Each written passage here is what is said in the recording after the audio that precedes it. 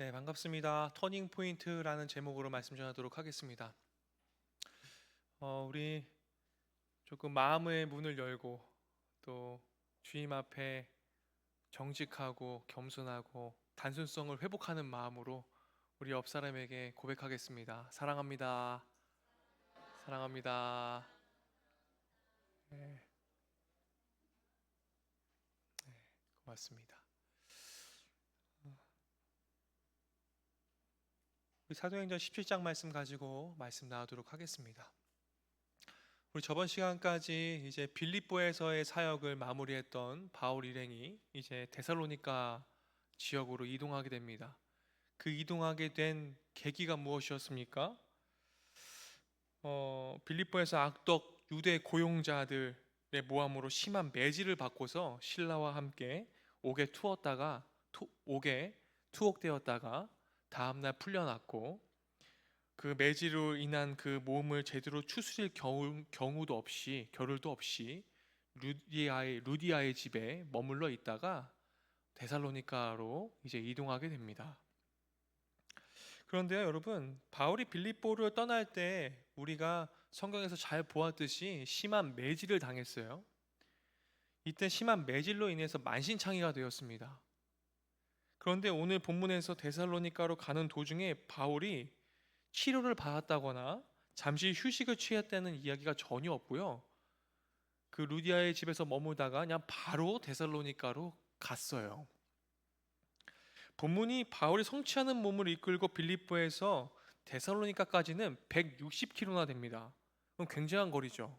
지금 차로 가도 굉장히 오래 걸릴 만큼의 거리인데 그 몸을 가지고 160km나 떨어져 있는 데살로니가 지역으로 갔다는 것은 여러분 우리가 한번 생각해 볼 필요가 있겠습니다. 그런데 바울과 실라와 이 디모데 일행이 들렸던 아볼로니아라고 되어 있는 곳을 지나서 데살로니가로 갔는데, 목사님도 이곳을 못 가봤지만 이곳에 가면요, 비마라고 불리는 곳인데 바울 강단이라 불리는 작은 바위가 있다고 합니다. 이 바위에는 오늘 본문인 사도행전 17장 1절 말씀이 적혀 있습니다. 그렇다면 여러분, 바울이 그 바위 위에서 데살로니가를 가기 전에 그 160km를 가는 그 곳마다 들렸던 그 곳마다 어땠습니까? 강단에서 설교를 하면서 갔다라고 우리가 추측할 수 있어요. 그럼 여러분 한번 생각해 보십시오. 160km가 되는 그곳을 가면서 몸이 성취도 않는 몸을 이끌고 가면서도 그 지나가는 곳마다 바울은 하나님의 말씀을 강단에서 전하는 일을 하면서 움직였다라고 우리가 볼 수 있습니다.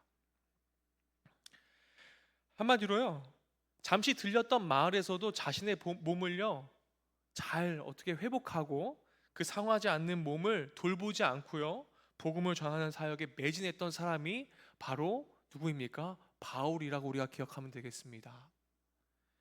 암비볼리와 아볼로니아를 거쳐서 마게도냐 지방의 행정 수도인 데살로니가에 도착한 바울과 실라가 오늘 이 행보가 본문 1절에 나와 있는데, 우리 1절 말씀 다 같이 한번 읽어보겠습니다. 지금 목사님이 이렇게 얘기한 대로 데살로니가에 도착했습니다. 그래서 첫 번째로 한 일이 무엇인지 한번 읽어보겠습니다. 다 같이 읽어보겠습니다. 그들이 암비볼리아와 아볼로니아로 다녀가 데살로니가에 이르니 거기 유대인의 회당이 있는지라.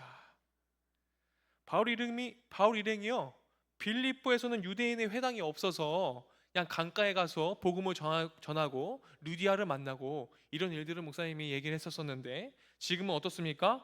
안식일에 기도처를 찾지 않고 곧바로 안식일에 어디로 가요? 회당으로 갑니다.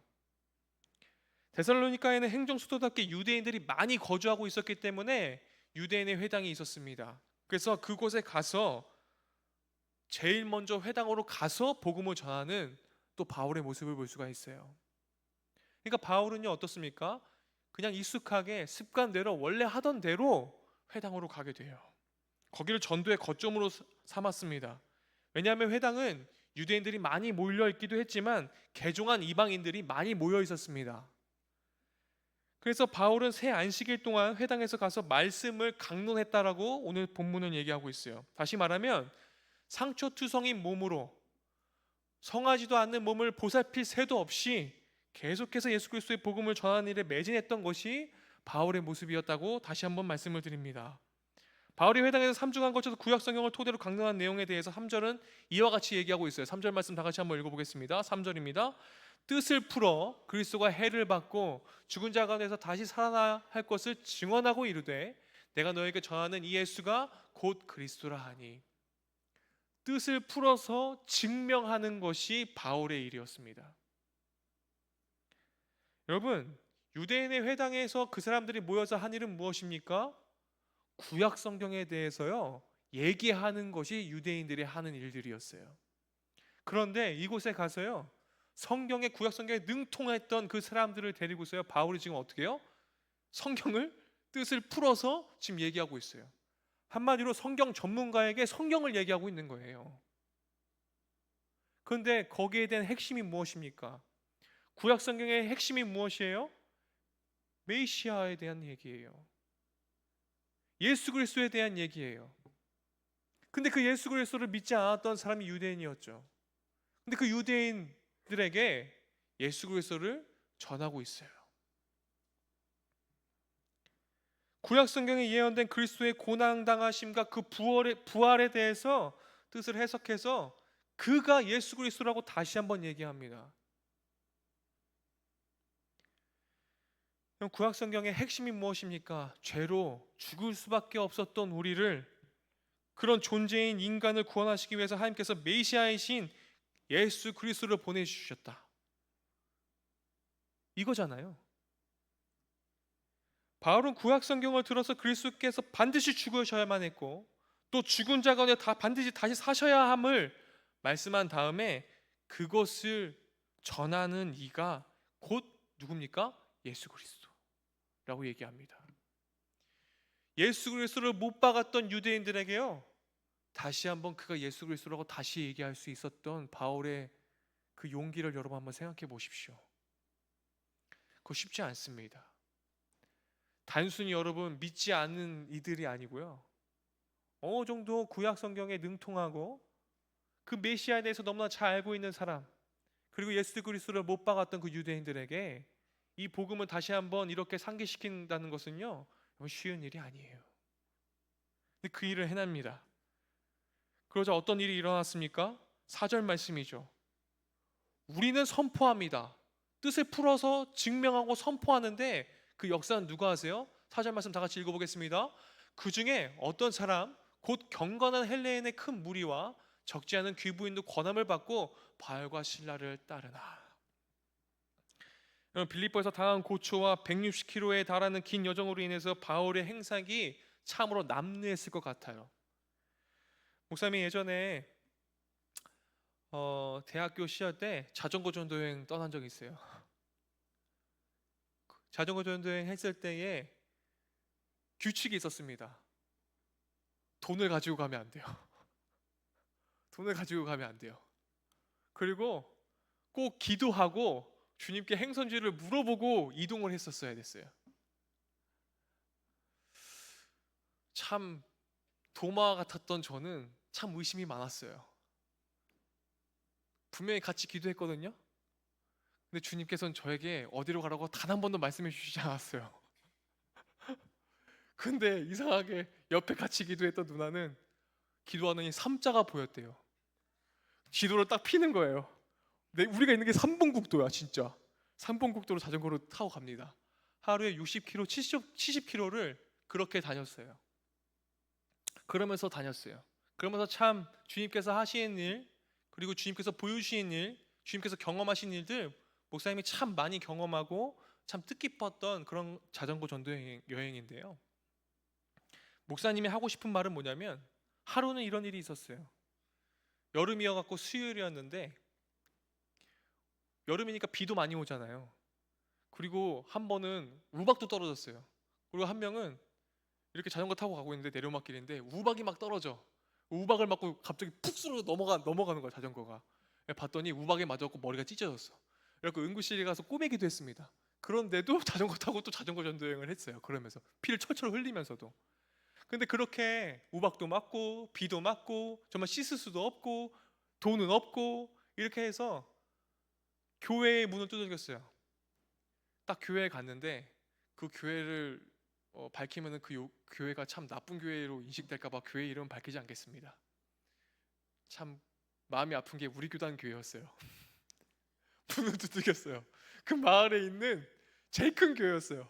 그래서 우리를 도와주겠지 하고 문을 두들겼는데, 교회 정말 큰 교회였기 때문에, 지방에 있는 교회지만 큰 교회였기 때문에 교인들이 많더라고. 또 수요일이니까 수요 예배를 준비하고 있잖아요. 근데 우리가 이제 뭐 우리 이제 예수전도단 안에 있는 이런 신학생들인데 지금 자전거 전도 여행을 하고 있다 이렇게 설명을 다 하면서 하는데, 갑자기 우리 오늘 여기 수요 예배를 이렇게 드리고 오늘 여기서 하루 이렇게 밤 재워줄 수 있냐 이렇게 우리가 이렇게 얘기했는데, 갑자기 오랜 시간이 걸리는 거야. 그 동안은 다 교회들이 그냥 환영하고 환대하고 다 재워줬는데, 이 교회는 이상하게 뭔가 우리를 이렇게 문전박대하는 느낌이 들었어요. 그러니까 아니나 다를까 문전박대 당했어요. 근데 우리들의 모습을 행색을 보니까 참 더럽잖아요. 비도 맞고 씻지도 못했고 정말 그날 비가 또 얼마나 많이 맞고, 한 명은 우박 맞았고 여기 꼬매갖고 막 피 철철 흘리고 막 옷에 피 묻어 있고, 제가 생각해도 문전박대 당할 모습이긴 해요. 근데 그 모습이 오늘 말씀을 준비하면서 떠올랐어요. 바울이 160km를 또 몸이 매질당해서 성취하는 몸으로 와서 있었던 이 모습이 얼마나 남루했을까, 얼마나 문전박대 당할 모습이었을까, 이런 생각을 해보게 되었어요. 초대교회 전승에 의하면요, 여러분, 바울은요 키도 작았대요. 그리고 몸집도 작았고 또 다리는 안짱다리였대요. 그리고 양쪽 눈썹이 일자 눈썹이었대요. 그리고 코는 매부리 코고 또 머리는 다 벗겨져 갖고요 대머리였대요. 참 바울의 모습이 참 호감 가는 그런 얼굴이 아니었죠. 그런데 그런 얼굴로 해서 행색도 외모도 보잘것없는 이 사람이 남루한 모습을 가지고서 유대인 회당에 딱 가가지고 성경 전문가들에게 성경 얘기를 해요. 예수 그리스도의 복음을 담대히 선포했겠죠. 경건한 헬레인과 적지 않은 기부인들이 바울과 실라를 따랐다라고 얘기합니다. 행색이 정말 형편없지만 그 담대한 선포로 인해서 바울과 실라를 따랐던 사람들이 존재했음을 우리가 보게 돼요. 당시 데살로니가는 로마 제국의 속국이었습니다. 마게도냐 지역의 행정 수도가, 상업의 중심 도시가 데살로니가였어요. 그만큼 헬라 철학에 많은 영향을 받고 있었고, 종교적으로는요 그리스 신들을 숭배했던 사람들이 만연했던 도시가 이 데살로니가입니다. 성적인 부도덕이 만연했던 도시, 황금 만능주의와 우상 숭배가 가득했던 도시, 이 데살로니가에서 거짓골을 한 바울과 실라가 하나님의 말씀을 전했는데 그를 따르던 사람이 있더라는 거예요.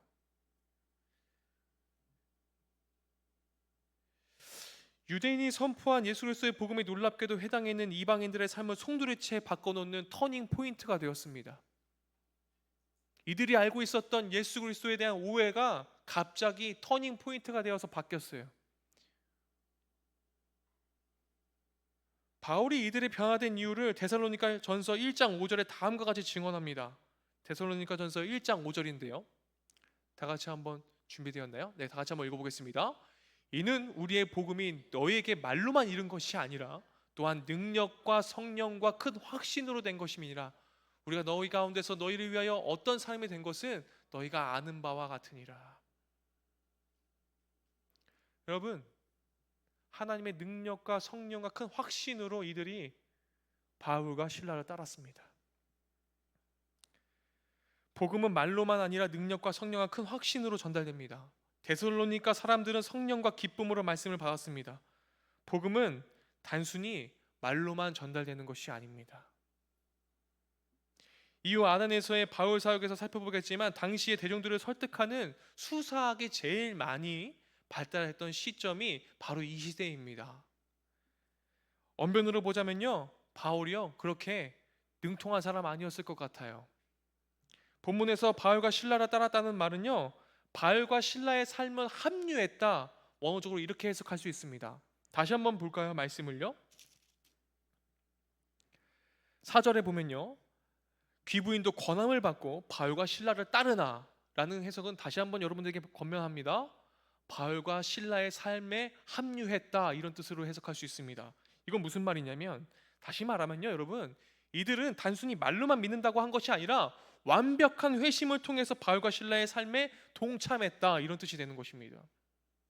그러니까 그 복음을 듣고 그 말씀을 듣고, 아, 예수 그리스도가 정말 참 메시아이구나 믿고 선포하고 말로만 따른 것이 아니라 삶으로 따라갔다라는 거예요. 완벽한 회심을 했다라는 거예요. 그 삶에 동참하고 합류했다라는 것입니다. 그 믿음의 행진을 동참했다라는 거예요. 주님을 믿는 우리가 그리스도로 따르는 언행일체의 삶을 살 때 우리의 이웃이 예수 그리스도의 복음을 받아들인다는 사실을 잊지 말아야 합니다. 주님을 믿는 우리가 그리스도를 따르는 그런 일들이, 우리가 해야 될 일들이 너무나 많잖아요. 우리는 말로만 믿을 때가 많아요. 주님 믿습니다, 믿습니다, 믿습니다 하지만, 제가 주님을 사랑합니다, 사랑합니다, 사랑합니다를 외치지만 우리의 삶 가운데는 얼마나 수많은 염려와 걱정과 근심이 우리들에게 있습니까? 그렇죠? 너무나 많은 걱정과 근심이 우리들에게 밀려와요. 근데 여러분 역으로 한번 생각해 보십시오. 주님이 우리의 삶을 책임지시고, 주님이 우리와 항상 함께 하시고, 주님께서 정말로 나의 앞길을 인도하신다고 그렇게 믿고 의지하고 주님 신뢰한다고 얘기하면서도 우리는 왜 염려하고 걱정할까요? 왜 그럴까요? 우리는 말로만 믿을 때가 너무나 많아서 그래요. 바울과 실라를 따랐던 이들은요, 실제 행함으로 믿었던 것을 여러분 기억하십시오. 그 삶에 합류했던 것을 기억하십시오. 회당에 있는 유대인도 있었는데 본문은 복음을 받아들이는 대상을 경건한 헬라인과 귀부인이라고 한정하고 있습니다. 경건한 헬라인이란 영어 성경으로 보면요, 하나님을 두려워하는 자들이라고 되어 있어요. 한마디로 하나님을 경외하는 자들이라는 뜻이죠.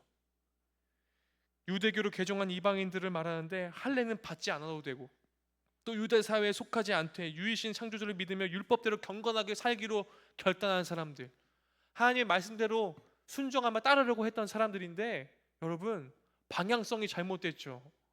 거기에 예수 그리스도는 없어요. 거기에 핵심이 빠졌어요. 내가 말씀을 잘 지키고 믿음 생활 열심히 하고 정말 잘 사는 거 중요한데, 여러분 중요한 게 무엇입니까? 거기에 예수가 빠졌다라는 거예요. 우리가 신앙생활을 하면서도 예수 그리스도가 빠질 때가 너무나 많아요. 목사님이 권면하고 싶은 거 있어요. 여러분, 우리가 하나님의 말씀 의지하고 하나님 신뢰하고 그 믿음대로 우리가 기도하며 신앙생활을 해야 되는 거 맞아요. 그런데 여러분, 우리는요 실수할 때가 있어요. 내 믿음대로 의지하면서 기도하면 될 줄 알아요. 여러분 그러면요 안 돼요. 우리가 예수 그리스도 붙들고 기도해야 되지, 내 믿음 의지해서 내 믿음 가지고서 기도하는 거, 여러분 그거 잘못된 기도입니다. 우리 오직 예수 그리스도의 이름으로 기도합니다라고 마치잖아요. 근데요 우리는 그렇게 기도하지 않아요. 기도의 내용은 그렇지 않아요. 기도의 내용은 예수님이 쏙 빠진 기도를 하면서 마지막만 예수 그리스도의 이름으로 기도합니다 하면, 여러분 그건 예수 중심의 기도가 아닐 수 있어요. 내 믿음만을 가지고서 기도하는 거일 수 있죠. 여러분들도 도전하고 싶어요. 예수님 중심으로 기도하십시오. 이처럼 회심한 이방인들과 귀부인들이 예수 그리스도의 복음을 기쁨으로 받아들였는데, 정작 하나님을 믿는 유대인들의 반응은 참 당혹스럽습니다. 예수님을 십자가에 못 박았던 유대인들처럼 똑같은 행동과 그 마음이 발동돼요. 5절 말씀에 정확하게 나와 있죠. 바울과 실라의 복음을 들은 사람들이 바울을 따랐던 사람이 있는가 반면, 유대인들만큼 그렇지 않았은 걸 또 반복적이에요. 5절 말씀 다 같이 읽어보겠습니다. 다 같이 읽겠습니다. 그러나 유대인들은 시기하여 저자의 어떤 불량한 사람들을 데리고 떼를 지어 성을 소동하게 하여 야손의 집에 침입하여 그들의 백성에 끌어내려고 찾았으나 어떻습니까? 유대인들이 시기합니다. 질투합니다. 왜요? 예수 그리스도를 인정하면 본인들의 신앙이 다 끝나거든요. 본인들이 믿고 본인들이 지켜왔던 것들이 다 허망한 것이 되어버리기 때문이요. 본인들이 예수 그리스도를 인정하는 순간 본인들의 신앙은 무너집니다. 그러니까 어떻게 됩니까? 시기합니다. 회당에서 이방인들이 예수 그리스도의 복음을 받아들이는 놀라운 역사가 일어났는데 회당의 유대인들은 그 복음을 시기했습니다.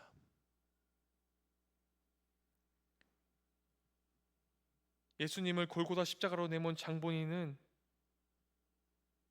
유대 백성들이 아니라 경건하다고 자처하는 유대 종교 지도자들이었습니다.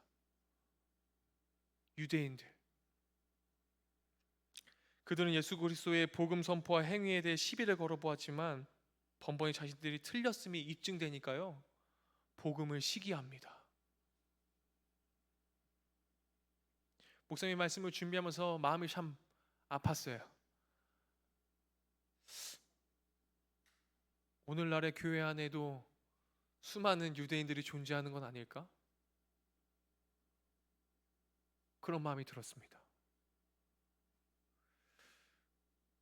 예전에도 목사님이 반복해서 얘기했지만 수련회 때 사랑에 대해서 많이 얘기했지만 우리가 이 기독교가 제일 어려운 것이 무엇입니까? 다른 종교에서 할 수 없는 것, 원수 사랑이잖아요. 그렇죠? 원수 사랑. 그게 참 어려워요.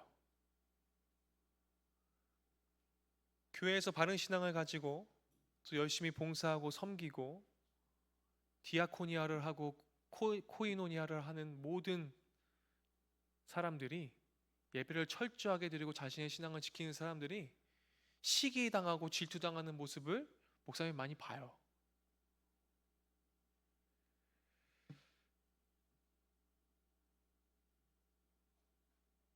지금 데살로니가 회당의 유대인들 역시 같은 맥락입니다. 갑자기 외지에서 온 바울이 자신들의 입지를 훼손시킨다라는 거예요. 피해 의식을 가지고 있어요. 그래서 바울을 시기했습니다. 정확히 말하면 바울이 전한 복음을 시기했습니다. 결국 그들은 바울을 잡으려고 불량배들을 동원해서 바울이 묵고 있는 야손의 집을 습격하기 이르렀습니다. 근데요, 야손의 집에요 습격했는데 야손의 집에 바울이 있었습니까? 없었습니까? 없었습니다. 야손의 집에 바울이 없자 그들은 누구를 타겟으로 잡습니까?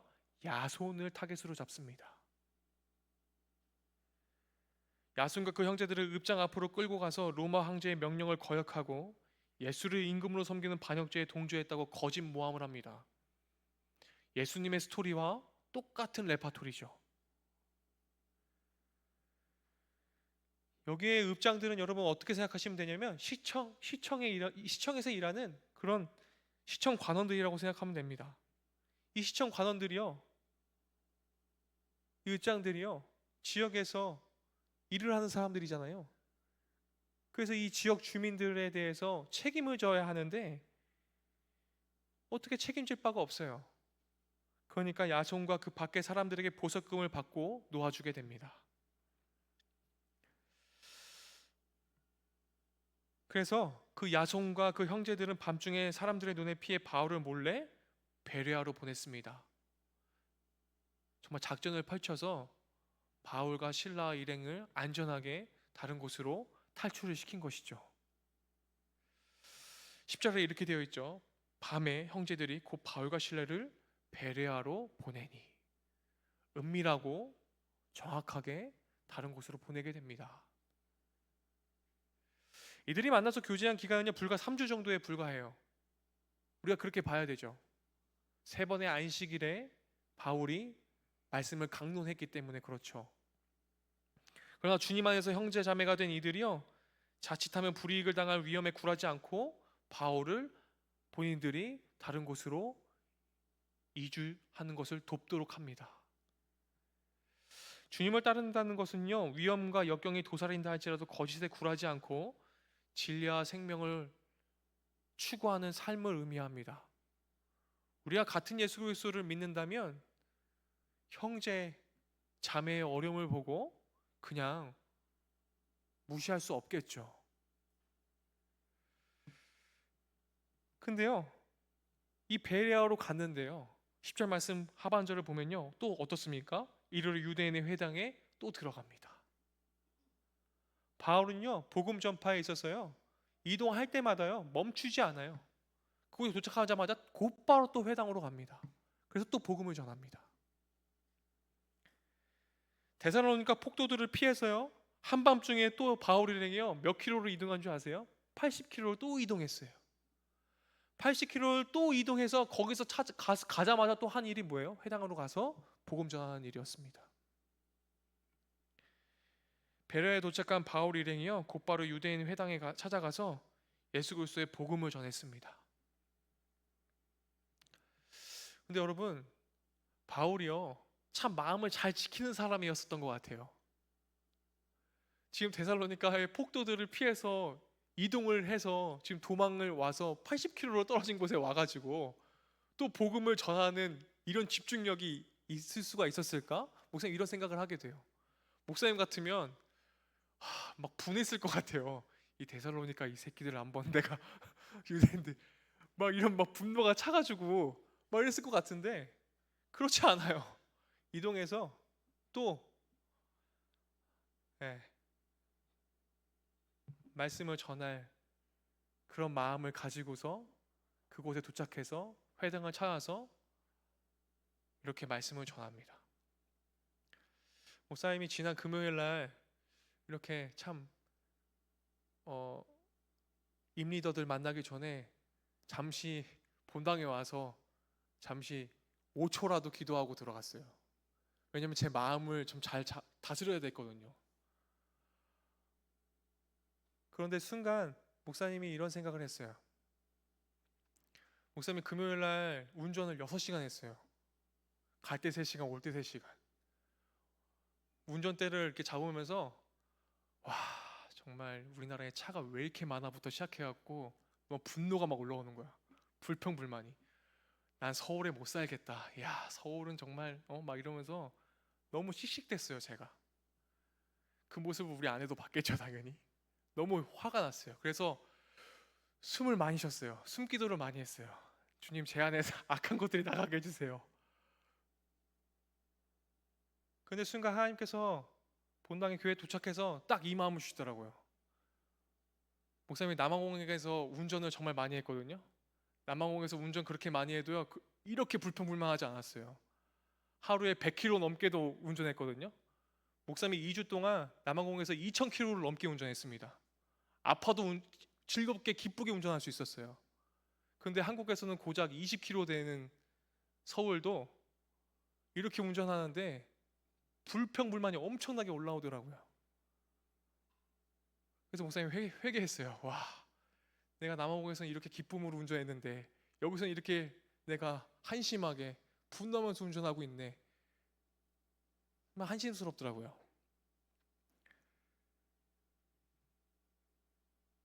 우리의 모습, 우리가 복음으로 살아가는 것, 여러분 우리의 마음을 잘 정돈하고 잘 다스리는 것, 이거 매우 중요하죠.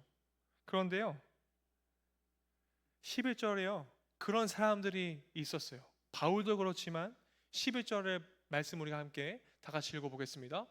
베레아에 있는 사람들은 데살로니가에 있는 사람보다 더 너그러워서 간절한 마음으로 말씀을 받고 이것이 그러한가 하여 날마다 성경을 상고함으로. 이 말씀 잠깐 띄워놔 주세요. 여러분, 베레아 사람들이요 데살로니가 사람들이랑 지금 완벽하게 비교하고 있습니다. 그렇죠? 근데요 참 여기서 위로가 됐어요. 데살로니가 사람들이 참 형편이 없긴 없었나 봐요. 그러니까 성경에 이렇게 적어놓은 것 같아요. 그렇죠? 근데 베레아 사람들은 어떻습니까? 데살로니가에 있는 사람들과 더 너그럽고 간절한 마음으로 말씀을 받았습니다.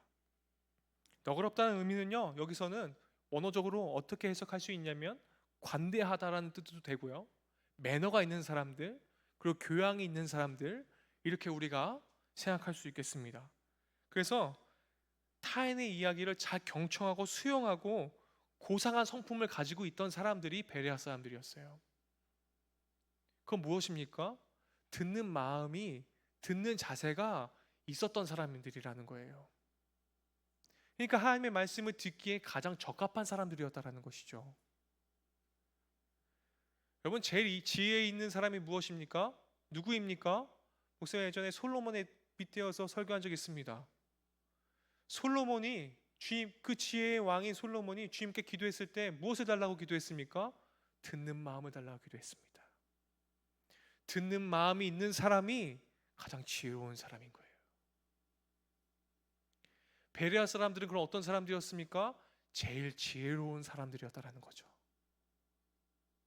듣는 마음이 있는 사람들, 그런 매너 있고 고상한 성품이 있었던 사람들, 너그러운 마음을 가지고 있었던 사람들. 나와 다름을 인정하지 못하는 오늘을 살고 있는 우리에게 가장 필요한 덕목은 바로 관대하고 너그러운 성품, 듣는 마음을 가지고 있는 성품이 아닐까 싶습니다. 우리가 주님의 말씀 앞에 관대하고 너그러운 성품, 곧 객관적인 자세를 가지고 있는 사람이 중요합니다. 우리가 매번 말씀을 듣고 매번 주님의 말씀을 묵상하면서도 내가 아는 말씀이야, 뭐 이거 뭐 다 아는 거야, 뭐 이렇게 하는 사람이랑 매일같이 보는 말씀인데도 불구하고 객관적인 자세를 취하고 듣는 마음을 가지고 있는 사람에게 주님께서 말씀을 통해서 주님을 보여주시고 경험시켜 주십니다. 우리가 이 말씀을 매일같이 듣고 똑같은 말씀을 듣더라도 다른 하나님을, 정말로 다채로우신 하나님을 만날 수 있는 여러분들이 되길 바라요. 그런 베레아 성도들 같은 여러분들이 되길 바랍니다. 그래서 주님의 말씀을 통해 배우고 그래야지만 경험할 수 있어요. 우리가 관대하고 너그러운 신앙인이 될 때만 나와 다른 성격과 다른 의견을 지닌 사람들까지도 기꺼이 수용할 수 있는 복음의 통로자가 될 수 있습니다. 그래서요, 새 번역은 이렇게 번역하고 있더라고요. 성경은 베레아 사람들이 더 고상한 사람들이어서 아주 기꺼이 말씀을 받아들이고 그것이 사실인지 알아보려고 날마다 성경을 상고함으로. 여러분이 상고하다라는 뜻은요, 뭐냐면요, 더 자세히 성경을 공부하고 연구했다라고 되어 있는 거예요. 그런데요, 그것이 여러분 더 은혜가 되는 것이 무엇입니까? 11절에요, 이 성경을요 상고하는데요, 자세히 연구하고 공부하고 매일같이 묵상하는데요, 그 앞에 무엇이 중요해요? 날마다라고 되어 있어요. 날마다요, 날마다. Everyday, 날마다. 잠시 하고 멈추고 뭐 하고 이게 아니에요. 날마다 했다라고요. 날마다 들을 마음, 들을 귀가 있었다라는 거예요. 누구 앞에서요? 하나님 앞에서. 하나님의 말씀 앞에서. 그들이 바울이 전한 말씀을 받아들인 것으로 그치지 않고 바울이 전한 말씀이 사실인지 알기 위해서 구약 성경을 상세히 연구하고 공부하고 그것을 날마다 했다라는 것입니다. 여러분, 말씀을 사모하고 듣는 것만으로 신앙이 성장하지 않습니다. 목사님이 존경하는 수많은 신학자들, 목사님들이 동일하게 얘기하고 있는 것이 있어요. 말씀을 더 깊이 하고 공부하는, 묵상하는 과정을 통해서 신앙은 성장한다라고 얘기합니다. 듣기만을 머무는 신앙은요, 신앙의 성장이 없습니다. 본인이 자신이 신앙을 성장시키기 가장 좋은 방법은 본인이 연구하고 공부하고 날마다 이것들을 이해하기 위해서, 주님을 만나기 위해서 노력한 사람만이 성경을 가르치는 리더가 되는 것이라는 것입니다. 그래서요, 유명한 팀 켈러 목사님, 존 파이퍼, 여러 목사님들이 동일하게 얘기하는 건, 여러분 날마다 성경을 묵상하고 공부해서 성경을 가르치는 교사가 되어야만이 신앙의 성장이 있습니다라고 가르쳤습니다. 여러분, 왜 주일에 주일학교 선생님들이 왜 중요했습니까? 주일학교 선생님을 왜 선생님이라고 했습니까? 성경을 가르치는 사람들이었기 때문에. 그래서 130년 전부터 우리나라의 주일학교 선생님들은요, 그 일들을 잘 해왔었어요. 그래서 종로에 100주년 기념 여전도회관도 세우고 그 주일학교 프로그램들을 거기서 많이 연구하고 공부하고 그렇게 하지 않았습니까? 그 성경을 공부하고 이렇게 연구하고 날마다 하는 일들이 한국교회의 부흥을 이끌었습니다. 우리 교회의 경우 구역장이나 센터 리더가 있겠죠. 구역 성경 공부를 인도하기 위해서 먼저 말씀을 듣고 그 말씀을 나의 것으로 만드는 과정이 필요합니다. 그러기 위해서는 어떻게 돼요? 센터원들보다 구역원들보다 당연히 리더들이 한 번 더 성경을 읽고 연구해야겠죠.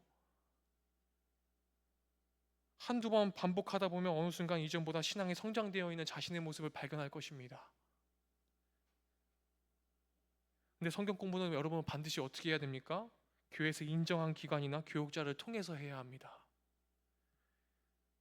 다른 이단들의 논리에 현혹되는 이유는 성경에 대한 무지를 이용하는 그들의 교활한 술책에 있기 때문에 여러분 꼭 그렇게 성경 공부를 하셔야 합니다. 그런데 바울의 베레아 사역 속의 소식을 전해들은 데살로니가에 있는 유대인들이 무리를 지어서요 베레아에 소동을 하러 또 왔어요.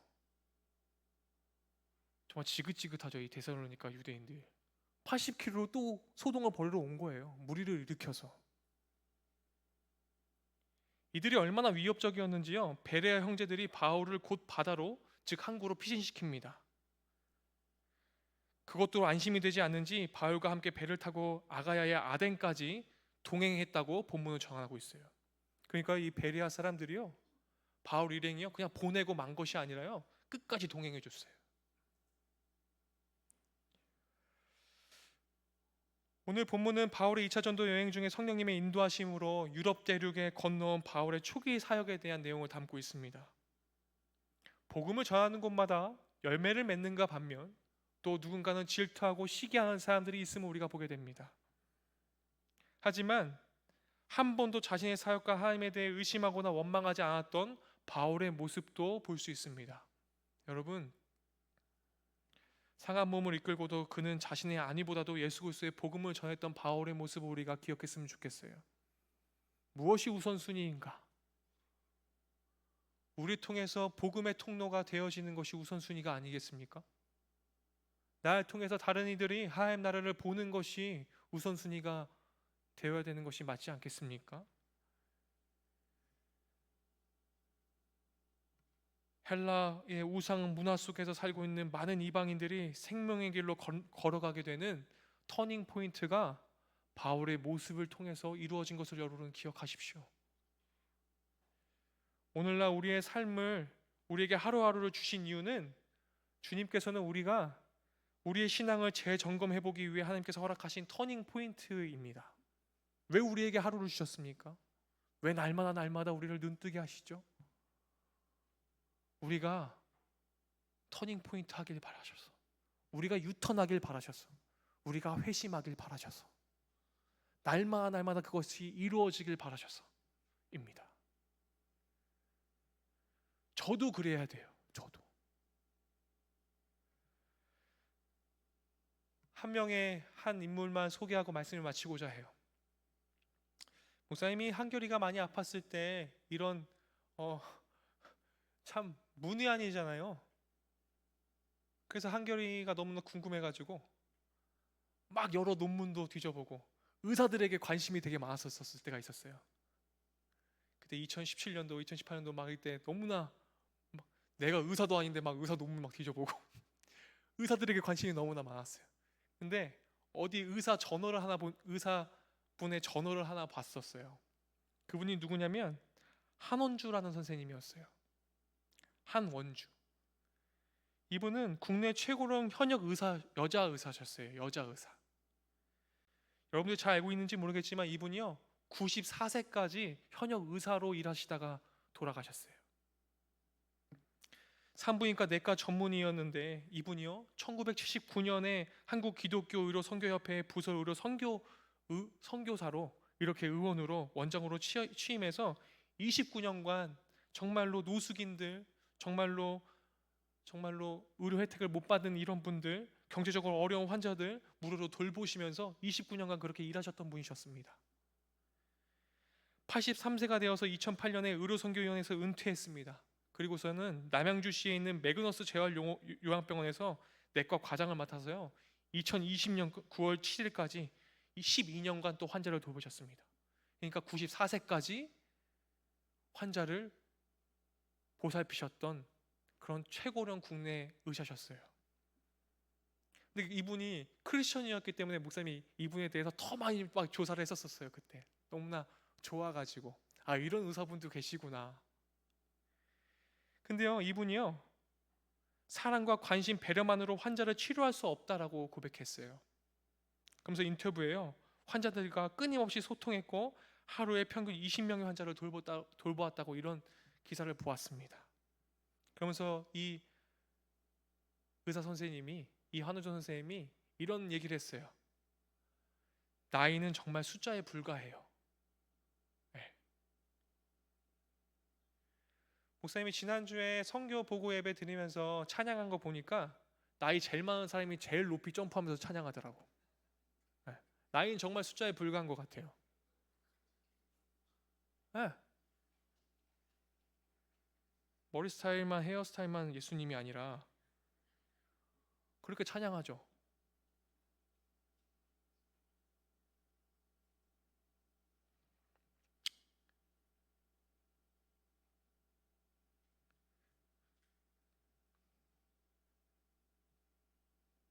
근데 이 한원주 선생님에게도 터닝 포인트가 있었어요.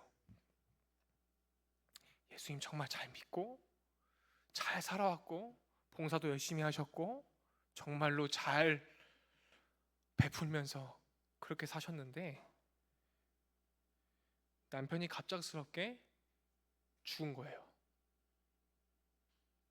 이때가 자신의 터닝 포인트라고 한원주 선생님이 얘기하셨어요.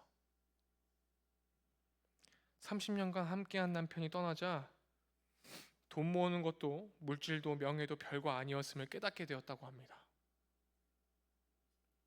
물리학 박사로 명성을 떨친 남편의 공부 잘하는 자녀들, 그리고 소문난 명의로 부러울 것이 없었던 시절이 한순간에 낙엽처럼 쓰러졌다면서 다음과 같이 회고했습니다. 내가 여태까지 잘 믿었다고, 내가 정말 잘 믿는 크리스천이라고, 신앙인이라고 생각했는데 신앙적으로 다시 일어서는 계기가 되었다라고 얘기했어요. 남들이 정말 잘 믿는 신앙을 가진 의사라고 매일같이 칭찬했지만 본인이 신앙적으로 다시 한번 터닝 포인트를 하게 되었다고 얘기해요. 모태신앙이었고 정신없이 가족 돌보고 열심히 살았는데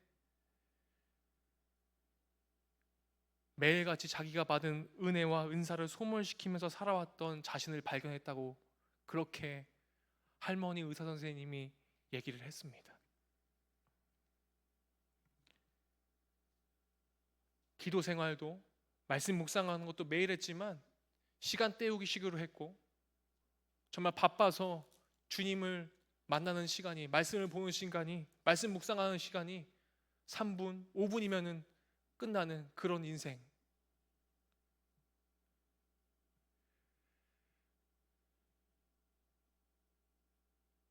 남편이 죽고 울고불고 하면서 기도했는데 주님이 이렇게 응답하셨대요. 넌 누구보다도 부유하게 살아왔고 부모님 사랑도 많이 받았고 미국에서 의사로 일하면서 미국 구경도 많이 했고 병원이 잘 돼서 돈도 많이 벌었는데 너는 내 주변 사람들을 돌봤냐? 내 도움이 필요한 사람들이 너무나 많다. 정신 차려라. 이렇게 주님이 얘기하셨대요. 육신의 상처에도 아랑곳하지 않고 복음 전도에 전념했던 2000년 전 사도 바울과 나이는 숫자에 불과하다면서 매일 최선을 다해 환자를 돌본 94세의 한원주 원장님, 이들은 하나님이 부르시는 그날까지 각각 자신이 맡겨진 사역에 전심을 다해서 매진하는 삶을 우리가 보게 됩니다. 우리가 정말로 신앙인으로 살아간다는 것이 여러분 무엇인지 깊이 있게 한번 생각해보는 시간들이 되었으면 좋겠습니다. 여러분들이 날마다 터닝 포인트가, 신앙의 터닝 포인트가 있었으면 좋겠어요. 저는 남아공에서 사실 제일 슬펐던 것이 무엇이었냐면 우리 남아공 선교팀들의 웃음을 보고서 가장 슬펐었습니다. 사실 한국에서 볼 수 없었던 웃음을 남아공에서 보았어요. 아, 얘네들이 한국 돌아가서 똑같이 이렇게 웃으면서 지낼 수 있을까? 왜 한국에선 저런 웃음이 없었지, 쟤네들이? 그게 제일 슬펐었어요, 사실. 그런 고민으로 밤을 지새운 것도 있어요, 사실. 물리적인 잠을 못 자게 하는 부분들도 있었지만 잠이 잘 안 오더라고요. 그러면서 기도했어요. 그리고 편지를 쓰기도 했어요. 고 한원주 원장님이 빛과 소금이라는 인터뷰 기사 저널에서 독자들에게 이런 질문을 했는데 이 질문을 가지고서 말씀을 마무리하려고 해요. 당신은 신앙생활 하면서 열심히 일하고 열심히 공부하고 열심히 사랑하고 열심히 돕고 있습니까? 정말 열심히 하고 있습니까? 94세 최고령 의사 한원주 원장님의 질문이지만 이것은 오늘날 살아가는 우리에게 예수님께서 던지는 질문은 아닌지 생각해 보게 됩니다. 우리가 많이 열심히 살고 있지만 우리가 주님을 만나고 우리가 신앙의 터닝 포인트를 잡기 위해서는 얼마나 열심히 있을까라는 생각을 해보게 됩니다. 여러분들에게 도전하고 싶습니다. 여러분들의 삶이 날마다 신앙의 터닝 포인트가 되었으면 좋겠습니다. 우리가 해치우기식 묵상과 기도와 남 보여주기식 신앙생활이 아니라 주님 앞에서 떳떳하고 주님께서 보시기에 가장 흠모할 만한 모습으로 여러분들이 살아내시기를 축원드립니다. 기도하겠습니다. 하나님 아버지, 우리의 삶에 날마다 신앙의 터닝 포인트를 허락해 주시길 소망합니다. 가는 곳마다 음해와 모함과 시기로 인해 온갖 험한 꼴을 당한 사도 바울은 한 번도 주님을 원망하거나 사역에 대해 의심하지 않았습니다. 그는 묵묵히 성령님의 인도하심을 믿고 자신에게 맡겨진 복음 사역을 최선을 다했습니다. 주님, 어려운 시기를 지내고 있는 우리 역시 성령님의 인도하심이 너무나 필요합니다. 성령님을 의지하고 신뢰하고 믿는다고 말로만 선포하고 끝나는 것이 아니라 우리들의 삶이 그것 정말로 펼쳐질 수 있도록, 주님을 믿는 믿음이 펼쳐질 수 있도록 인도하여 주시길 원합니다. 무엇보다 말씀을 깊이 상고하여 주님의 말씀을 우리의 삶에 잘 접목시킬 수 있도록 도와주시고, 유대인들과 같이 시기와 질투의 화신이 아니라 관대하고 너그러운 성품을 지닌 신앙인으로서 나와 다른 이웃을 주님의 사랑으로 기꺼이 품을 수 있도록 도와주시길 원합니다. 예수님의 이름으로 기도드렸습니다. 아멘.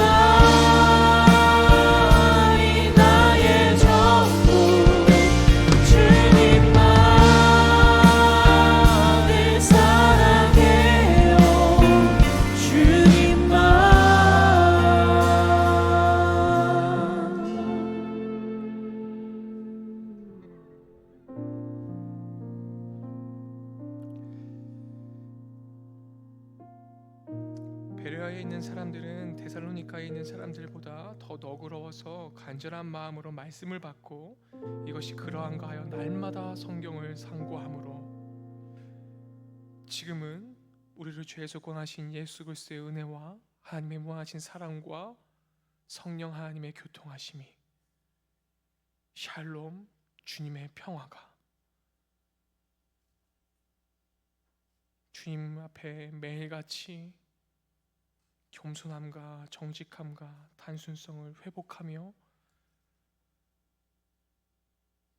매일의 삶을 터닝 포인트 하기로 작정하는 이인 공동체의 머리 위에 지금도 하나님의 복음을 전하고자 자기 몸을 돌보지 못하면서 주님의 말씀을 전하는 복음 전달자들의 발걸음 위에 영원토록 함께 하시기를 간절히 축원하옵나이다.